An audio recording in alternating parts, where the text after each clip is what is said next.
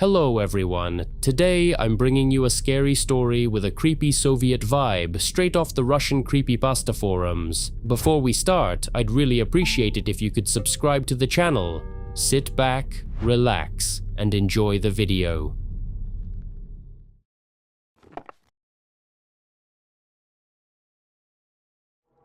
June 15th, 1984. Kim returned just 2 minutes later, set a steaming mug and a pack of cookies on the small table with a soft clatter, and sat down in the empty armchair. Here, drink this, catch your breath, and then start from the beginning, in order. The guest was clearly impatient to share his discovery. He fidgeted restlessly, looked around the living room, and was even more flushed than usual. But under his friend's attentive, almost paternally serious gaze, he began to calm down. He carefully touched the mug with a plump palm, made sure it wasn't too hot, brought it to his nose, and inhaled noisily. Just tea? Otherwise, you won't be able to string 2 words together at all, the host chuckled. Valery grabbed the mug tightly with both hands, clinging to it like a drowning man to a straw, pulled it closer, though he wasn't in a hurry to drink yet, and squeezed his eyes shut. Kim could almost visibly see the gears turning in his head, trying to assemble a coherent story from the swirling thoughts. No, I probably won't be able to start from the very beginning. Better to start from the middle. A short nod and an expectant gaze were his answer. Anyway, here's the deal. You know all those emergency service numbers and stuff, right? Like 01, 02, 03, 04, there's even 09. Of course I know them. In some cities, there's also 05 for address information and other combinations, but generally across the whole country, only those 5 are used. That's right. Well, no, you see. For every 2-digit number, there is a special service that operates in all cities. You said that right from the doorway, and then you lost your train of thought. Don't rush. The guest took a sip from his mug, took a deep breath, and started babbling slightly slower. Well, I called them all one by one, and what's there? You have no idea, although it all makes sense if you understand the general pattern. I mean, what do we have in the most basic numbers? There are firefighters, specifically against one particular type of problem. Then the police, dealing with all crime at once. Right after that is all of medicine. And again, a specific service for gas. And then there's directory assistance, which is also about everything in the world all at once, but it's not even close to the other 4. He choked on air and took another sip from his mug, trying to suppress a cough. Valik, I want to understand all this too, so please take your time, otherwise it's hard to follow your train of thought. And get to the point already. I'm trying.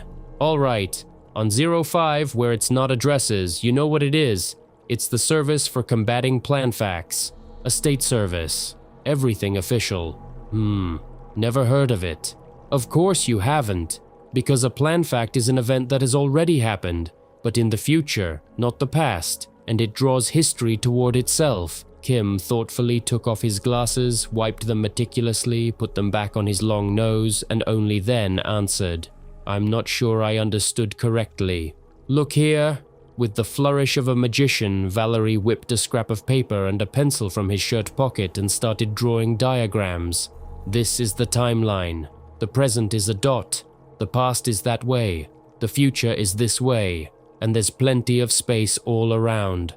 And these are like events that didn't happen, meaning time moves sort of like this, in zigzags, you see? I'm not a huge sci-fi fan, but I think I understand. Exactly. Now imagine a time machine. Just as an example, it's easier to explain this way. So, you take for instance that painting over there and fly with it into the past, to a time before it was painted, and you leave it there. Then you fly back to the future, meaning the present, and find out that this painting… Where is it from, by the way? My father bought it before I was born. I don't know the details. Anyway, you find out that someone found this painting in that past, then sold it to your father, and here you have it. But where did it originally come from? Like I said, I'm not great with sci-fi, but I think I see what you're getting at. From the perspective of that past, you arrived from the future, and then history developed in such a way that at the right time you took this painting, brought it there, and all the rest of it. meaning the entire chain of events was already written into the structure of history, right from the start. And in your own time, you couldn't possibly have acted differently because from the past's perspective, it all already happened. Just not earlier, but in the future, like that. Well, let's assume that. Right, and a plan fact, essentially, is an exactly identical event that has happened, but in the future, relative to us now. But between our time and that future, there is a gap where nothing has had time to happen yet, meaning it's happening right now and it's trying to take such a chain of events that will ultimately lead to the plan fact.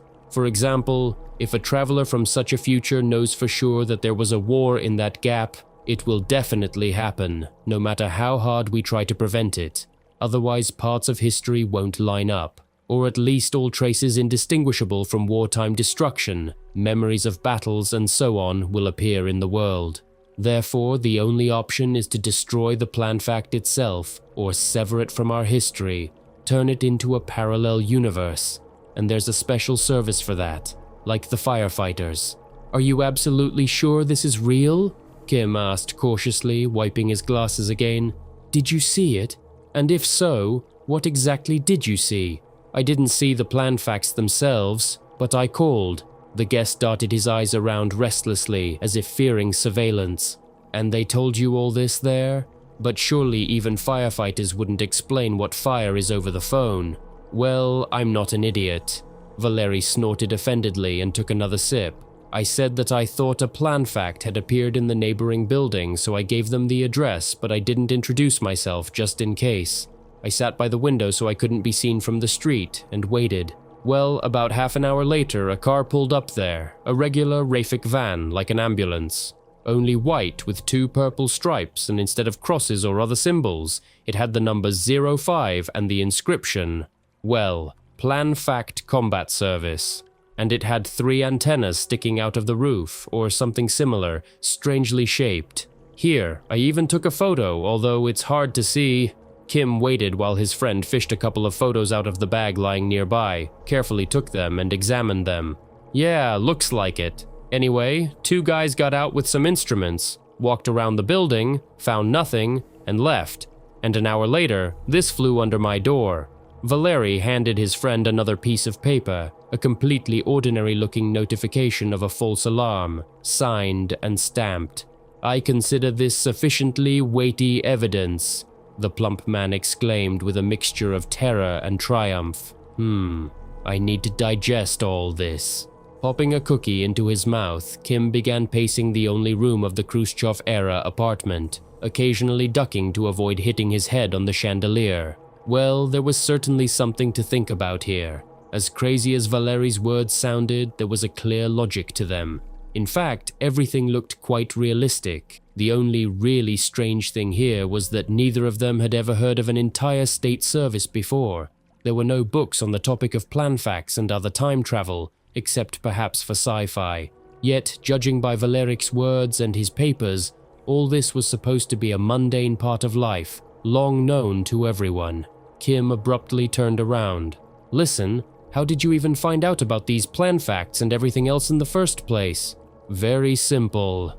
The man smiled unpleasantly, rubbing his hands together. You and I studied this topic back in school. Physics, 5th and 6th grades. Kim shuddered and fell deep into thought. He started wiping his glasses again, dropped them on the floor and picked them up with a quiet grunt. When was that? 20 years ago? Wow, I actually do remember that. He smiled absent-mindedly, trying to hook the glasses over his ear with trembling hands. Out of the whole class, I think only Kartoshka actually knew how to calculate all those integrals. But that's not why we forgot everything, is it? It feels like I never even forgot it at all. It was just lying on the edge, and there was no reason to recall it before. Exactly, you see. That's exactly how it is. Valerie's voice grew more confident. And I was afraid I was the only one. But still, how did you remember it? Even in such bizarre circumstances, Kim tried to rationally structure and explain everything. I just decided to check what the Plan Fact Service was, called them, and it somehow surfaced on its own. All right, but how did you find out about it? The host sat down again. If it's so easy to call them, why did we only remember it now? That's the right question, the guest chuckled. But why would we clutter our heads with such complex science? If a plan fact appeared, we would have remembered it immediately, but until then, let it be stored in the bins of memory. And here, look. He pulled a hefty book out of his bag and dramatically placed it in the middle of the table. The Great Soviet Encyclopedia, first edition, the exact volume you borrowed a couple of years ago. Here, look where the bookmark is. Carefully taking the book, Kim opened it to the right place, skimmed the page with a sharp gaze, and indeed found an article there about what plan facts are, how they were discovered, the names of the scientists, a brief summary of the research, links to side studies. You can compare it with yours, Valeri chuckled, nodding at the shelf in the corner. I'm sure it's the same there.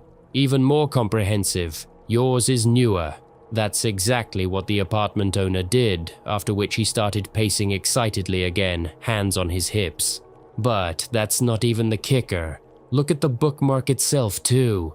His friend handed him the piece of cardboard, and he mechanically brought it to his eyes. Where did you get this? He looked intently at his guest.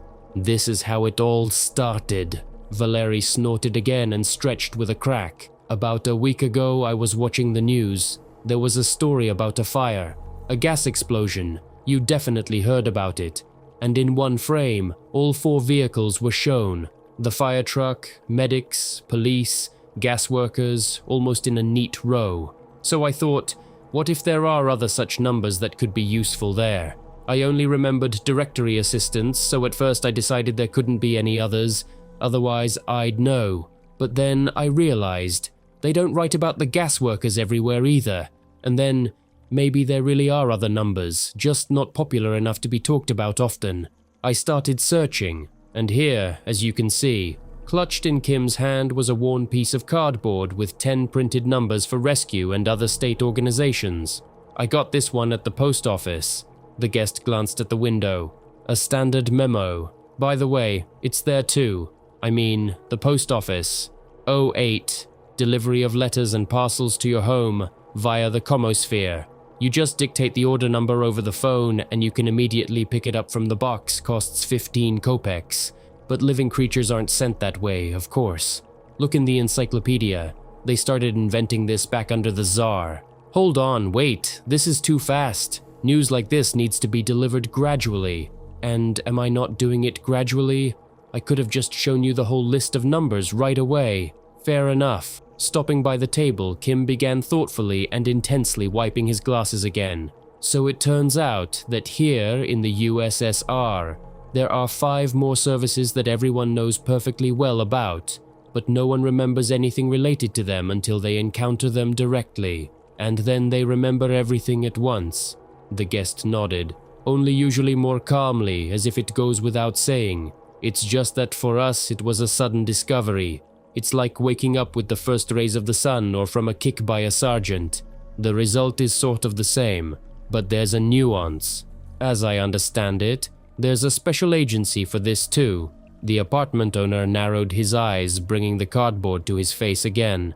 Yes, number 00, COMEM, communal mammology, help with memory, mindset, and all that. Remember back in first grade they showed those films every Monday? After them, for a few days you want to speak like in a book, like I am now, and like you, to forget and recall without a hitch. Give the city COMEM a call. Spot on. Valeri chuckled and downed the rest of his now cool tea in one gulp. Well, that explains a lot. And whose are the other numbers then? You can't remember them without a reminder, right? Right, I already talked about the 5th and 7th. Here, on 06 we have Mafiri catching. What the hell is a Mafiri? They're ghosts. The guest answered simply, shrugging, and pointed to something to the right of the window. There. See, you have a repellent set up too? Following his gaze, Kim indeed saw a small plastic box with a couple of switches and a small, simple screen. Amazing how easy it is, it turns out, to not even notice such important household appliances while they work properly in their corner. But their number is rarely used lately. Valeri continued in the same calm, almost indifferent tone.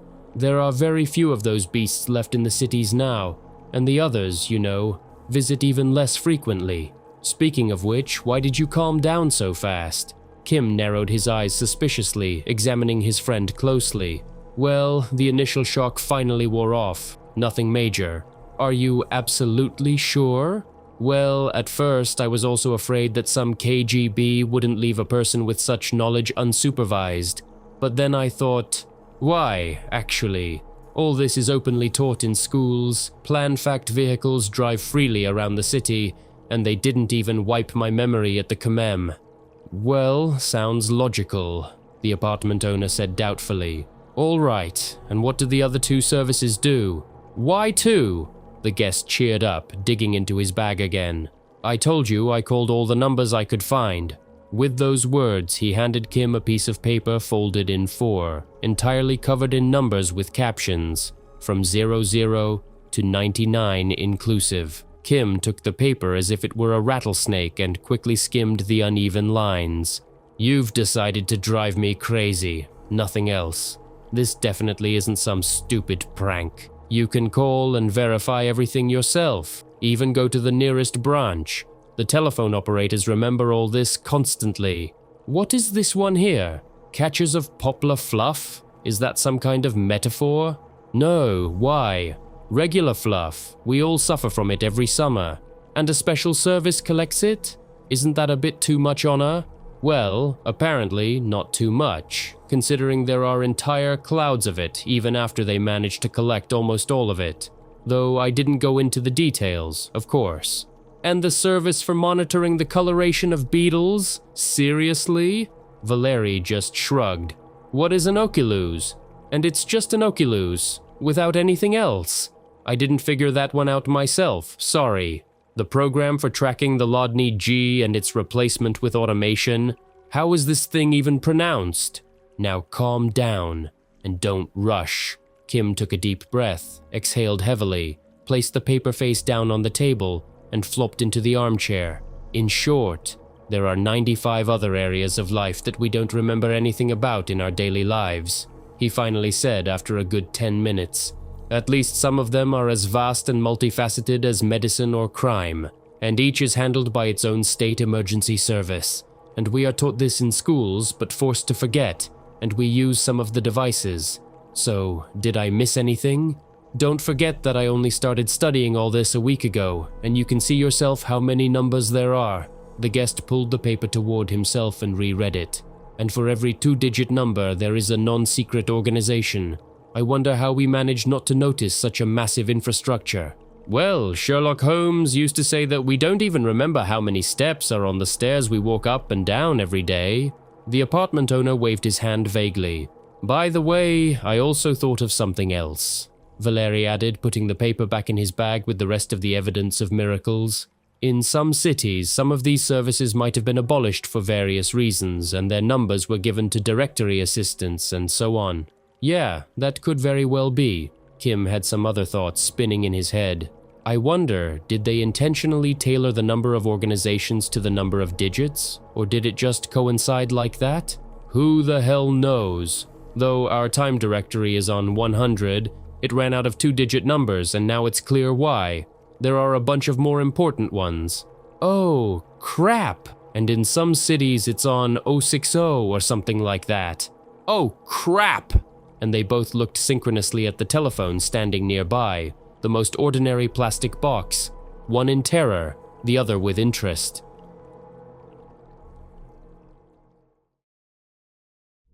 So, that's the story, guys. What did you think? Make sure to drop a comment with your thoughts on the story and the video overall. Thank you so much for watching. If you enjoyed it, leave a like and subscribe to the channel. Also, be sure to check out my other videos. Catch you in the next one. Bye.